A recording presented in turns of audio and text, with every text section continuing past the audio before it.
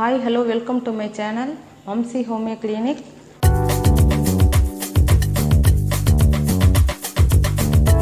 வணக்கம், நான் doctor Ananthanayaki, homeo doctor. இன்றைக்கி தான் சேனலை முதல் முறையாக பார்க்குறீங்கன்னா வம்சி ஹோமியோ கிளினிக் அப்படிங்கிற சேனலை சப்ஸ்கிரைப் பண்ணிவிட்டு பாருங்கள்.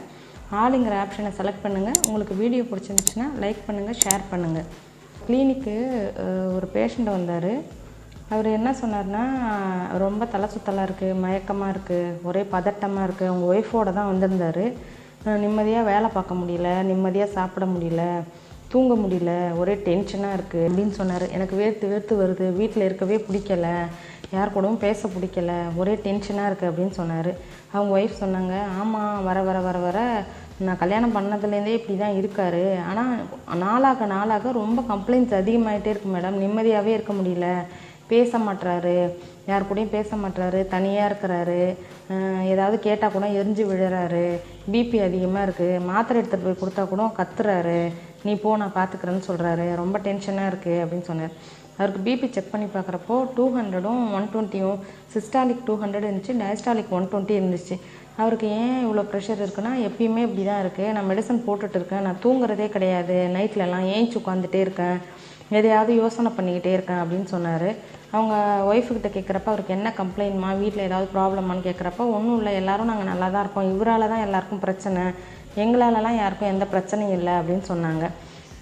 என்ன தான் பிரச்சனை அப்படின்னு அவர் கேட்குறப்போ, அவர் ஒன்றும் இல்லை, எனக்கு இது மாதிரி தான் ப்ரெஷராக இருக்குது, டென்ஷனாக இருக்குது, மனசு ரொம்ப படபடப்பாக இருக்குது, அதுக்குரிய மெடிசன் கொடுங்க அப்படின்னு கேட்டார். இல்லை, நீங்கள் எதனால் ஆகுது சார், உங்களுக்கு என்னத்தினால, இப்போ ஒர்க் ப்ரெஷர்னாலே, அவர் பேங்கில் ஒர்க் பண்ணுறேன் அப்படின்னு சொன்னார். ஒர்க் ப்ரெஷர்னால அது மாதிரி இருக்கீங்களா, இல்லை வேறு எதுவும் மணி ப்ராப்ளமா, இல்லை வேறு ஏதாவது ப்ராப்ளமா சார், என்ன சார் பிரச்சனை அப்படின்னா, என்ன பிரச்சனை அப்படின்னா, சரி நான் கொஞ்சம் பர்சனலாக பேசலாமா அப்படின்னு கேட்டேன்.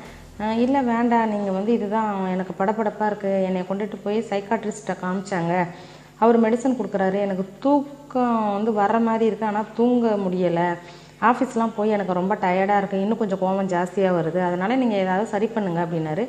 நான் இருங்க, உங்களுக்கு கொஞ்சம் என்னால் கவுன்சிலிங் கொடுக்காம மெடிசன் கொடுக்க முடியாது, என்ன பிரச்சனைனே தெரியாமல் மெடிசன் கொடுக்க முடியாதுன்னு சொல்லிட்டு அவங்க ஒய்ஃப் கொஞ்சம் வெளியில் இருக்க சொல்லிவிட்டு அவர்கிட்ட நான் கேட்டேன், என்ன சார் உங்களுக்கு பிரச்சனைனா, எனக்கு பயமாக இருக்குது மேடம் அப்படின்னாரு. என்ன பயம்னா, ஏதோ தப்பு செஞ்சிட்ட மாதிரி எனக்கு ஒரு ஃபீலிங்காக இருக்குது, எனக்கு பயமாக இருக்குது, ஒரு குற்ற உணர்ச்சியாக இருக்குது அப்படின்னு சொன்னார். எப்படி, நீங்கள் என்ன தப்பு ஏதாவது பண்ணியிருக்கீங்களா, பண்ணாமல் எப்படி உங்களுக்கு ஒரு குற்ற உணர்ச்சியாக இருக்கும், பயமாக இருக்கும், என்ன பிரச்சனை, ஏதாவது ஜாபில் எதுவும் மிஸ்டேக் பண்ணிட்டீங்களா அப்படின்னு கேட்குறப்போ, அதெல்லாம் இல்லை அப்படின்னாரு.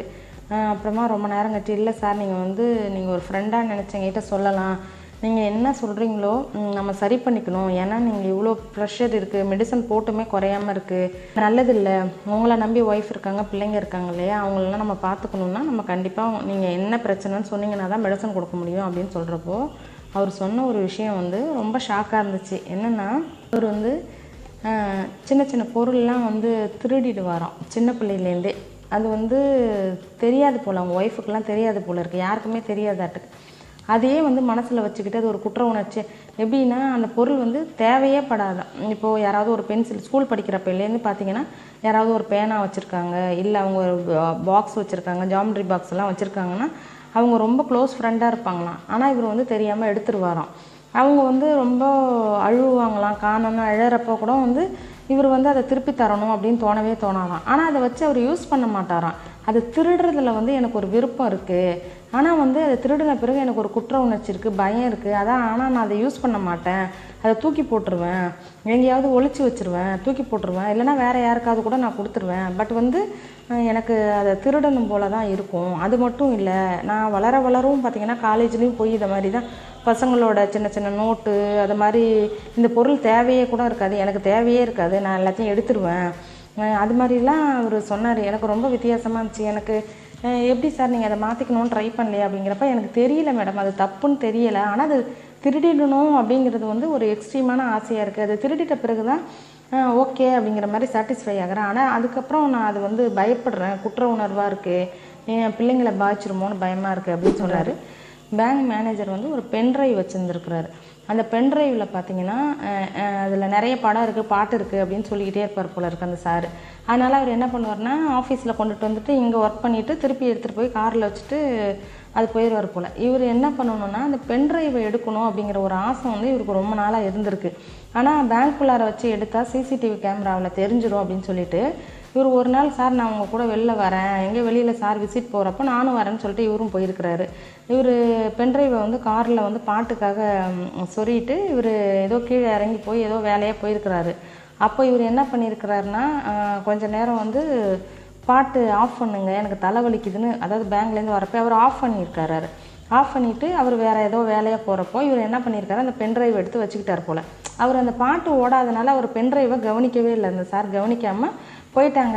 அது ஆக்சுவலி வந்து அடுத்த நாள் வந்து பார்த்திங்கன்னா பென்ட்ரைவ் காணோம் அப்படின்னு சொல்லி தேடி இருக்கிறேன். நீங்கள் பார்த்தீங்களா, நான் காரில் எடுத்துகிட்டு வந்தேன், நீங்கள் தலைவலிக்குதுன்னு சொன்னதுனால தான் நான் பாட்டு நிறுத்தினேன், ஆனால் நான் எங்கே வச்சேன்னு தெரியலை அப்படின்னா, தெரியல சார், அதை காரில் தான் இருந்துச்சு, தெரியலையே அப்படின்ட்டாராம். ஆக்சுவலி இவர் எடுத்துகிட்டு வந்துட்டார் போல இருக்குது பென்ட்ரைவை எடுத்துகிட்டு வந்து அவர் யூஸ் பண்ண கூட இல்லை.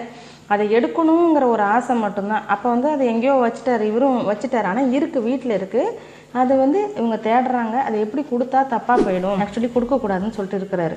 ஆக்சுவலி பார்த்தீங்கன்னா அதில் வந்து நிறைய ஆஃபீஸ் ஃபைல்லாம் வச்சுருந்துருக்கிறாரு சார் அந்த பென்ட்ரைவில். அப்போ பார்த்தீங்கன்னா அந்த பேங்க் மேனேஜரோட வேலை போகிற அளவுக்கு வந்து அதில் டாக்குமெண்ட்ஸ் இருந்திருக்கு. அதாவது அவருக்கு பனிஷ்மெண்ட் ட்ரான்ஸ்ஃபர் கூட கொடுத்துருக்குறாங்க. இப்போ பனிஷ்மெண்ட் ட்ரான்ஸ்ஃபரில் போயிருக்காரு. ஆனால் இவர்கிட்ட தான் பென்ட்ரைவ் இருக்குது. நான் நினச்சா கொடுத்துருக்கலாம், ஆனால் எனக்கு கொடுக்கணும்னு தோணலை. ஏன்னா அது எனக்கு பெரிய குற்ற உணர்ச்சியாகவே இருக்குது. இந்த பிரச்சனைக்கு அப்புறம் தான் நான் இதுக்கு முன்னாடி சின்ன சின்ன பொருள் திருடிருக்கேன், இவ்வளோ பெரிய பாதிப்பு வந்ததில்லை. என்னால் ஒருத்தர் வந்து ட்ரான்ஸ்ஃபர் ஆகி போயிட்டாரு அப்படிங்கிறது வந்து எனக்கு ரொம்ப மன உளைச்சலாக இருக்குது, தூக்கம் வர மாட்டுது, எனக்கு டென்ஷனாக இருக்குது, படபடப்பாக இருக்குது அப்படின்னு சொன்னார். ஏன் சார் திருப்பி கொடுத்துடலாம்ல சார், இது என்ன சார் பெரிய பிரச்சனைனா, இல்லை மேடம் இது பெரிய ப்ராப்ளம் ஆகிடும், நான் அப்போவே கொடுத்துருந்தா கூட ஒன்றும் தெரிஞ்சிருக்காது, இனிமேட்டு போய் கொடுத்தேன்னா அது பெரிய பிரச்சனையாகிடும், இது நான் சூசைட் பண்ணுற அளவுக்கு போயிடும் அப்படின்னு சொன்னார். இல்லை சார் இது வந்து தப்பு இல்லையா, அவருக்கு நிறைய டாக்குமெண்ட்ஸ்லாம் வச்சுருக்காங்களா ஆஃபீஸ் கொடுக்கணும் அப்படின்னதுக்கு, இல்லை அதை என்னால் கொடுக்க முடியாது அப்படின்னு சொன்னார். நீங்கள் இப்போதைக்கு நீங்கள் கொடுக்காத போங்க, பட் நீங்கள் வந்து இதை வந்து நீங்கள் கரெக்டாக சரி பண்ணிக்கோங்க, இது நல்லது கிடையாது, இது வந்து நம்மளை பாதிக்கும், நம்ம குழந்தைங்கள பாதிக்கும், இது பெரிய பிரச்சனையாகிடும் சார். ஆனால் நீங்கள் இதெல்லாம் கம்ப்ளைண்ட்ஸ்லாம் சரியான பிறகு அவங்கள்ட்ட சொல்லி பரவாயில்ல, எது நடந்தாலும் பரவாயில்ல கொடுத்துருங்கன்னு. சரிங்க மேடம், எனக்கு சரியான பிறகு நான் போய் மன்னிப்பு கேட்டு காலில் விழுந்து கூட கொடுத்துட்டு வந்துடுறேன், என் பிரச்சனையை வந்து நான் சொல்கிறேன், நீங்களும் சொல்கிறீங்களா, நான் பேங்க் மேனேஜர் நம்பர் தரேன், சரியான பிறகு நீங்களும் அவர்கிட்ட என்னை பற்றி என்னை புரிய வைக்கிறீங்களா, நான் இந்த தப்பு பண்ணலை அப்படின்னு கேட்டார். கண்டிப்பாக நான் புரிய வைக்கிறேன், நீங்கள் நம்பர் கொடுங்க அப்படின்னு கேட்டேன். இல்லை ஆக்சுவலி அவர் இது என்ன பிரச்சனை அப்படின்னு பார்த்தீங்கன்னா கிளப்டோமேனியா அப்படின்னு சொல்லுவாங்க. கிளப்டோமேனியா அப்படின்னா தேவையே இல்லாத ஒரு பொருளை திருடுறது, அடுத்தவங்க பொருளை திருடி வச்சுக்கிறது அந்த கிளப்டோமேனியா. அந்த கண்டிஷன் இவருக்கு இருக்குது. அதை வந்து அவங்க யூஸ் கூட பண்ண மாட்டாங்க. ஆனால் அது எடுக்கிறதுல இருக்கிற சுகம் வந்து அதை யூஸ் பண்ண மாட்டாங்க. அவங்களுக்கு அது தேவையே படாது. இது திருடணுமா அப்படிங்கிற ஒர்த் இல்லாத பொருளெல்லாம் திருடுவாங்க. அதுதான் வந்து கிளப்டோமேனியா. அந்த கண்டிஷன் வந்து அவருக்கு இருந்துச்சு. குற்ற உணர்ச்சி வரும், பயம் வரும், பதட்டம் வரும், ப்ரெஷர் அதிகமாகும், தூக்கம் வராது, நிம்மதி இல்லாமல் இருக்கும், இந்த ஹலுசினேஷன் சொல்லுவாங்கள்ல, தேவையில்லாத கற்பனைகள் அதெல்லாம் இருக்கும். அது மாதிரி இல்லாமல் இவர் சொல்கிறாரு, நான் வீட்டில் தான் இருப்பேன், ஆனால் நான் வீட்டில் இல்லாத மாதிரி எனக்கு ஒரு உணர்வு இருக்கும், என்னை சுற்றி எல்லோரும் இருப்பாங்க ஆனால் யாருமே இல்லாத மாதிரி நான் ஃபீல் பண்ணுவேன். இதெல்லாமே அவர் இப்போ பார்த்தீங்கன்னா அவர் மைண்டு ஃபுல்லாகவே ஏதோ ஒரு யோசனை இருந்துக்கிட்டே இருக்குது. அப்போது இவரை நம்ம வந்து நான் பார்க்குறப்போ இவரோட சிம்டத்தெல்லாம் வச்சு கேட்குறப்போ ஹோமியோபதியில் வந்து ஓபிஎம் அப்படிங்கிற ஒரு மெடிசன் இருக்கும். இந்த ஓபிஎம் அப்படிங்கிற மெடிசன் வந்து தூங்க மாட்டாங்க, பொய் சொல்லுவாங்க, திருடுவாங்க, வீட்டில் இருந்துக்கிட்டே இல்லாத மாதிரி ஒரு உணர்வு இருக்கும், இரிட்டபிலிட்டி இருக்கும், டென்ஷன் இருக்கும், பதட்டம் இருக்கும், தன்னைத்தானே தனிமைப்படுத்திப்பாங்க. இது எல்லாமே வந்து ஹோமியோபதி மெடிசனில் இருக்கிற ஓபியத்தில் வந்து அப்படியே ஆப்டாக இருந்துச்சு. அப்போ நான் வந்து அவருக்கு ஓபிஎம்ங்கிற ஒரு மெடிசனை கொடுத்து வீக்லி ஒன்ஸ் போடுங்க 4 வாரத்துக்கு அப்படின்னு சொல்லிவிட்டு, நீங்கள் 4 வாரம் கழிச்சு வந்து பாருங்கள் சார் அப்படின்னு சொல்கிறப்போ அவருக்கு அந்த குற்ற உணர்ச்சிலாம் கொஞ்சம் கம்மியாக இருக்கிற மாதிரி, கொஞ்சம் பயம்லாம் குறைஞ்சிருக்கிற மாதிரி நல்லா இருக்குது. ஒரு மாதம் கழிச்சு வந்து இந்த கம்ப்ளைண்ட்ஸ்லாம் சொன்னார். திருப்பி நீங்கள் 3 மந்த்ஸ் இந்த மெடிசன் கம்ப்ளீட் பண்ணுங்கள், அதுக்கப்புறம் எப்படி இருக்கோ பார்க்கலாம் அப்படின்னு சொல்லிவிட்டு அவங்களுக்கு நான் மெடிசன் கொடுத்து அனுப்பினேன். அவர் கொஞ்சம் பயம்லாம் போயிடுச்சு. இப்போ நானே வந்து திருடக்கூடாது, எடுக்கக்கூடாது அப்படின்னு ரொம்ப கண்ட்ரோலாக இருக்கேன். எனக்கு தோணுது, எடுக்கணும்னு தோணுது, ஆனால் நான் கண்ட்ரோலாக இருக்கேன். நான் தியானம் பண்ணுறேன் மேடம், நீங்கள் சொன்ன மாதிரி யோகா பண்ணுறேன், என் பிள்ளைங்களை நினச்சி பயப்படுறேன். ஒரு பொருளை எடுக்கணும்னு ஆசை வந்தால் கூட நம்ம பிள்ளைங்களுக்கு பாதிப்பு வந்துடும். நான் சொல்லி கொடுத்தேன், நீங்கள் ஒரு பொருளை எடுக்கணும்னு ஆசைப்பட்டீங்கன்னா உங்கள் குழந்தைங்களுக்கு உயிருக்கே ஆபத்து வந்துடும் அப்படின்னு யோசிங்க, நீங்கள் எடுக்க மாட்டீங்கன்னு சொன்னேன். அந்த மாதிரி நான் யோசிக்கிறேன் மேடம், இப்போ எடுக்கணும்னு தோணலை அப்படின்னாரு.